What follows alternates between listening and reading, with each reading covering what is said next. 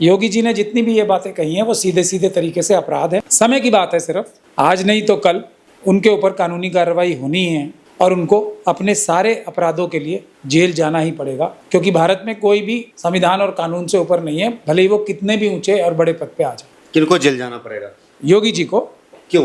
क्योंकि वो अपराध कर रहे हैं हमारी नज़र में, और ये ज़रूर है कि अपराध के लिए उनके लिए एक निष्पक्ष ट्रायल भी होगा, एक इन्वेस्टिगेशन भी होगी उनके खिलाफ, लेकिन जितने सबूत उन्होंने स्वयं पब्लिक डोमेन में डाल दिए हैं, जिस प्रकार से वो बोलते हैं और उसके बाद बोलने के बाद कुछ हो जाता है या कुछ होता है और उसके बाद वो उसका क्रेडिट लेते हैं, सीधे तौर पे प्रत्यक्ष रूप में या परोक्ष रूप में, वो सब उनके खिलाफ इतने मजबूत सबूत है।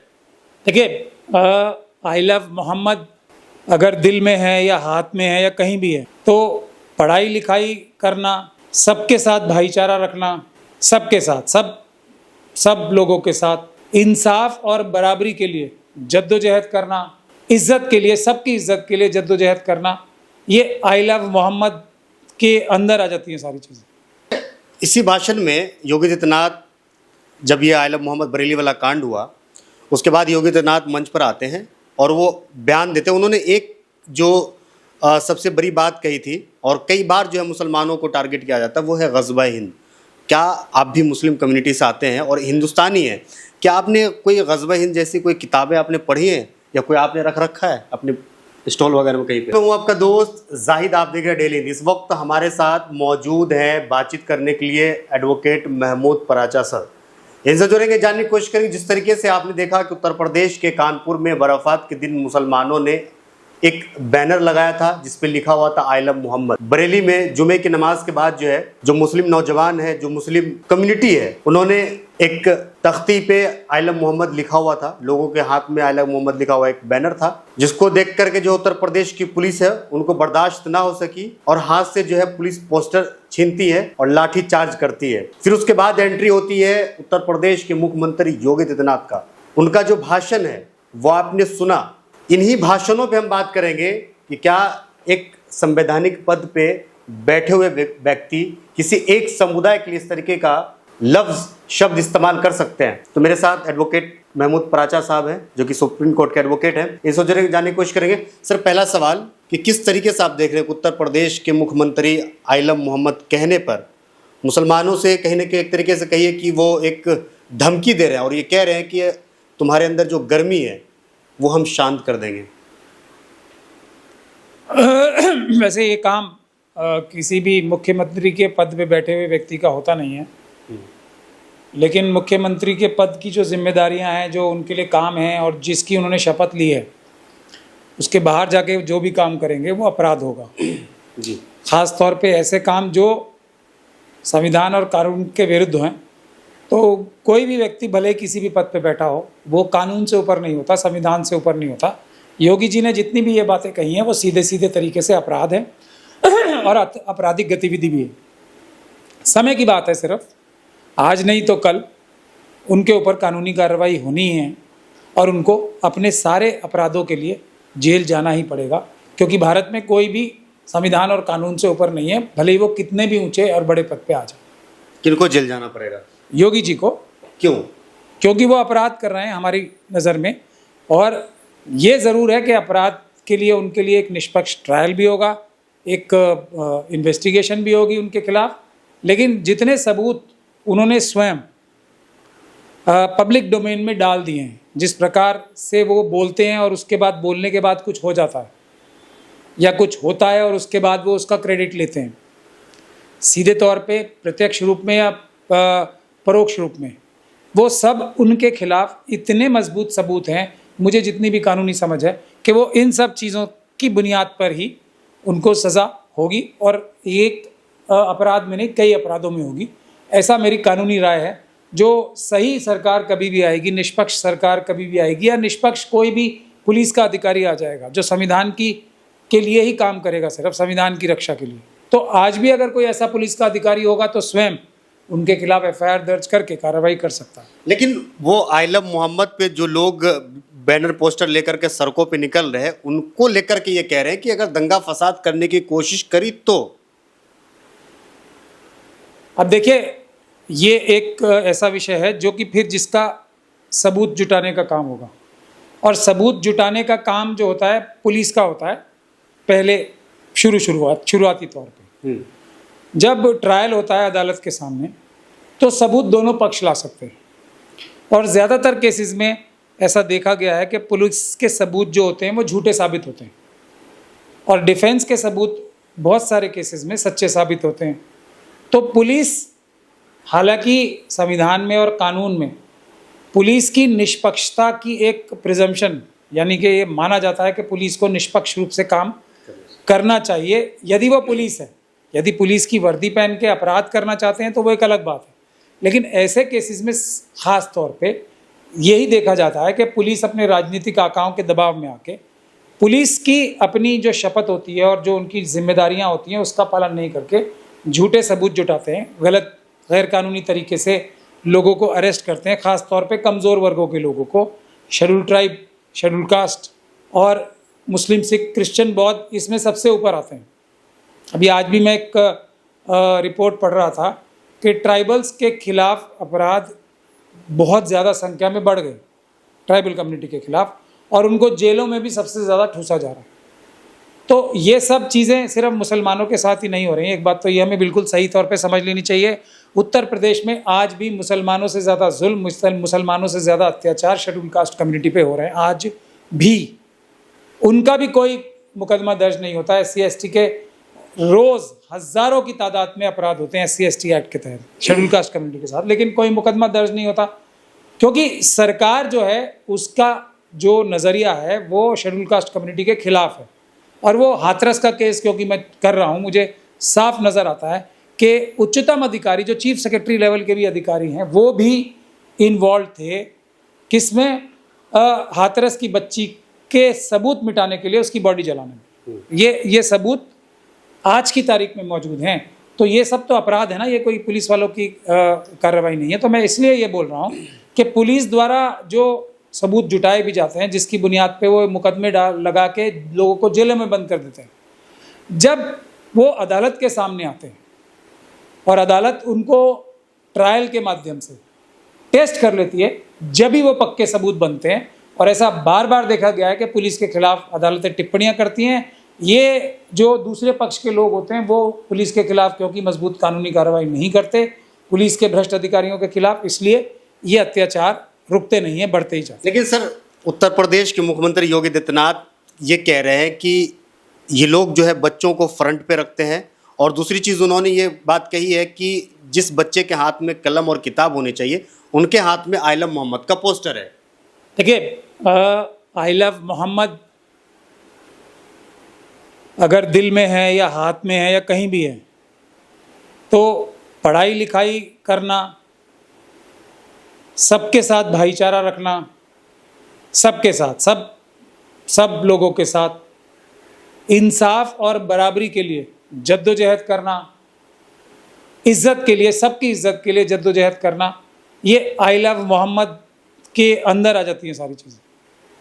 तो जिस बच्चे के हाथ में या दिल में, हाथ से ज़्यादा दिल में होना चाहिए, आई लव मोहम्मद है, तो वो पढ़ा लिखा अपने आप हो जाएगा। उसको दिन रात कोशिश करनी पड़ेगी इक़रा करने की कि मैं पढ़ूँ, मैं सीखूं, अगर चीन भी जाना पड़े तो मैं पढ़ूं, लिखूं, सीखूं, और उस पढ़ाई लिखाई का अपने लिए और अपने ख़ानदान के लिए और अपने मित्रों के लिए प्रयोग ना करूं।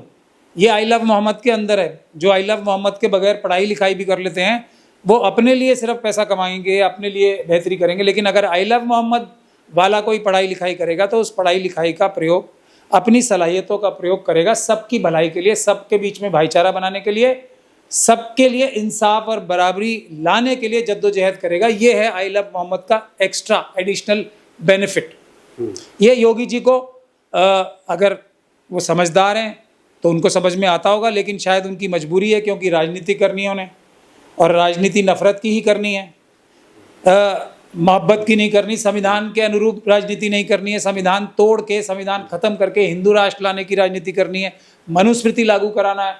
अगर इस प्रकार की राजनीति करनी है तो जो वो बोल रहे हैं वो अपनी राजनीति के हिसाब से बिल्कुल ठीक बोल रहे हैं, मगर ये सब अपराध हैं। लेकिन सर, क्या आपको नहीं लग रहा है कि उत्तर प्रदेश में या जहाँ पे भाजपा की गवर्नमेंट है वहाँ पे एक कम्युनिटी को दबाने की जो है कोशिश होती है? मैं फिर आपको समझा रहा हूँ, फिर मैं आपको दोबारा समझा रहा हूँ। एक कम्युनिटी को नहीं, सभी कमज़ोर कम्युनिटीज़ को। ये मुस्लिम्स का तो ये ढिंडोरा खुद ज़्यादा पीटते हैं। अत्याचार सबसे ज़्यादा उत्तर प्रदेश में शेड्यूल कास्ट कम्युनिटी के साथ हो रहा है। मैंने आपको एग्जाम्पल दिया है ना, अभी हाथरस का केस मैं कर रहा हूँ। एक बच्चे की निर्मम हत्या पुलिस के अधिकारियों द्वारा एसडीएम साहब साथ खड़े होकर रामपुर में कराई, वो भी शेड्यूल कास्ट कम्युनिटी का था, मैं वो भी केस कर रहा हूँ। तो ऐसा विभत्स केस तो कहीं नहीं देखा होगा ना आपने, जैसा इस बच्ची के साथ हुआ, हाथरस की बच्ची के साथ। और उसमें डायरेक्ट योगी जी की सरकार थी, योगी जी ने उनसे बात भी की, करोड़ों रुपए योगी जी खर्च कर रहे हैं वकीलों के ऊपर, किस लिए कि उस बच्ची के घर वालों को एक छोटा सा घर ना मिल जाए और उसके घर वालों को एक छोटी सी नौकरी ना मिल जाए, उसके लिए वो करोड़ों रुपए खर्च कर चुके हैं।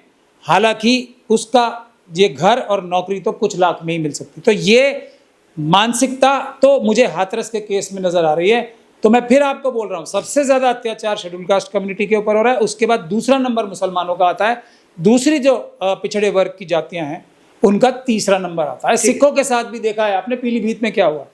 तो सारी जो मुस्लिम, सिख, क्रिश्चियन, बौद्ध हैं, बुद्धिस्ट समाज के साथ देखो ना आप क्या हो रहा है। पड़ोस में ही बौद्ध गया है, वहाँ क्या हो रहा है। तो ये मनुवादी मानसिकता, नफरत करते हैं सभी ऐसे धर्मों से जो इंसाफ और बराबरी की सीख देते हैं। लेकिन सर, कुछ ही दिनों में आपने देखा होगा कि आइलम मोहम्मद कहना, यानी कि कुछ लोगों के नज़र में अब ये उनको लगता है कि ये अपराध है। आप सुप्रीम कोर्ट ऑफ इंडिया के एडवोकेट हैं, पूरी दुनिया यानी कि पूरे हिंदुस्तान में लोग आपको अच्छे से जानते हैं, आपको सुनते हैं। क्या लग रहा है कि क्या आइलम मोहम्मद कहना, ये किसी अपनी आराध्या का नाम लेना अपराध है? कानून में ऐसा कहीं कुछ लिखा हुआ है? देखिए, आई लव मोहम्मद का मतलब मैंने आपको अभी बताया है, दोबारा बता देता हूँ।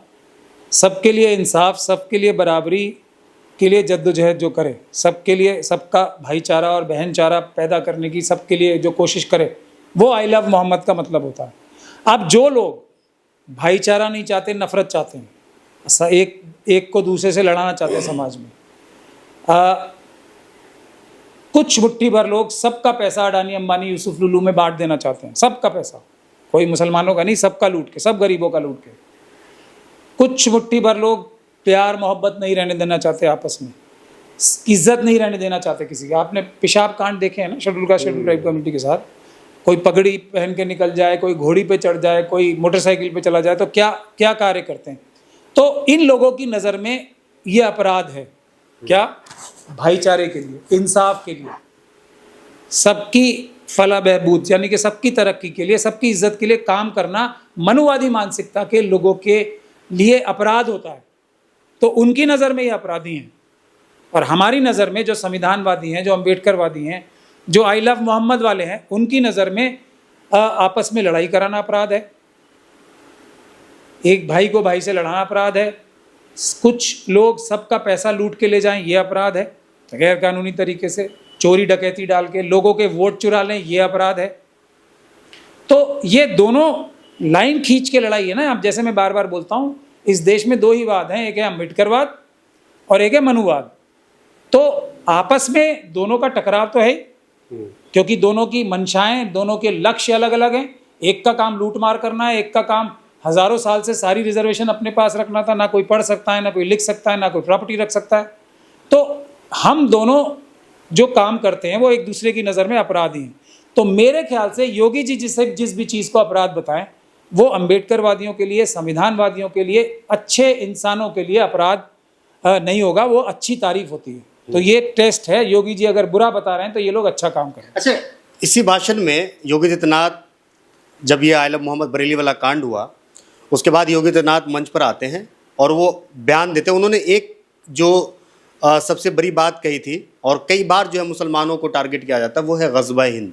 क्या आप भी मुस्लिम कम्युनिटी से आते हैं और हिंदुस्तानी हैं, क्या आपने कोई ग़ज़वा हिंद जैसी कोई किताबें आपने पढ़ी हैं, या कोई आपने रख रखा है अपने स्टॉल वगैरह में कहीं पे? नहीं, मैंने तो देखिए, बाबा साहब का संविधान है और ये मैं हर साल ये डायरी भी बंटवाता हूँ, मिशन सेव कॉन्स्टिट्यूशन। ग़ज़वा ए हिंद जो है ना, वो भारत के संविधान का है।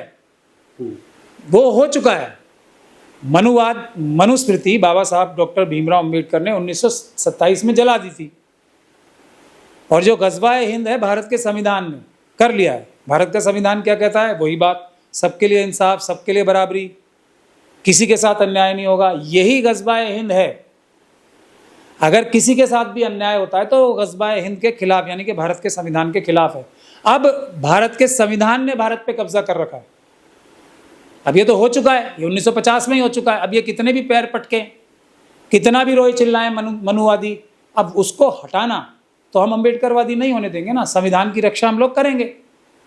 हम ये नहीं होने देंगे कि शिक्षा का अधिकार सिर्फ 1-2-2.5% लोगों के पास होता है।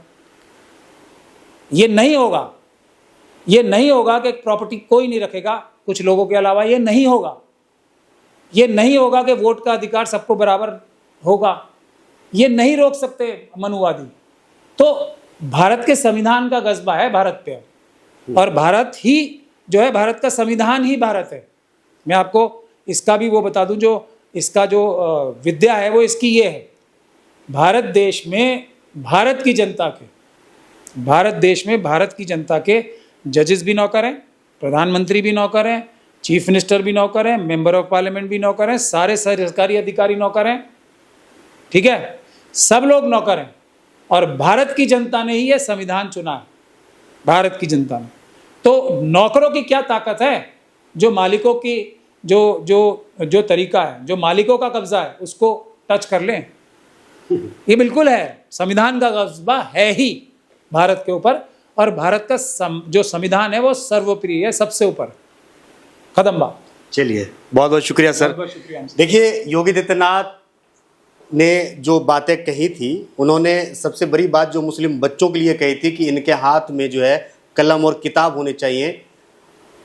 उसी बच्चे के हाथ में जो है ये लोग आई लव मोहम्मद का पोस्टर इन्होंने दे दिया, इन लोगों ने दे दिया। उसका जवाब जो है महमूद सर ने दे दिया। इन्होंने कहा कि जब तक वो बच्चा पढ़ा नहीं होगा तो उनको मोहम्मद साहब के बारे में पता ही नहीं होगा। उनको पता है, उन्होंने पढ़ा है, तभी उनको जो है उनके हाथ में आई लव मोहम्मद का पोस्टर है। फिलहाल वीडियो में इतना ही। वीडियो अगर आपको अच्छा लगा तो इसे लाइक और शेयर ज़रूर कीजिएगा। आपके मन में क्या सवाल है इस वीडियो के कमेंट सेक्शन में जाइए, कमेंट करके आप भी अपनी राय ज़रूर दीजिएगा। बहुत बहुत शुक्रिया।